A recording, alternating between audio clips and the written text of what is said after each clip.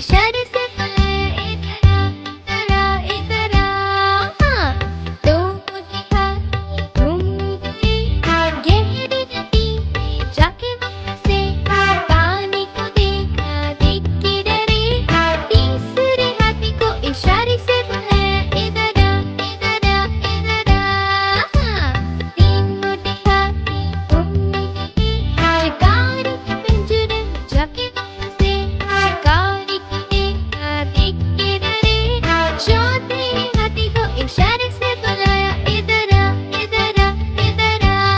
हाँ, चार मोटे हाथी चले पीछे जाके तब वो गिरे। खुद को देखा देख के डरे।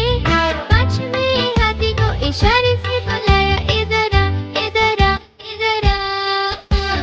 पांच मोटे हाथी अपने घर चले।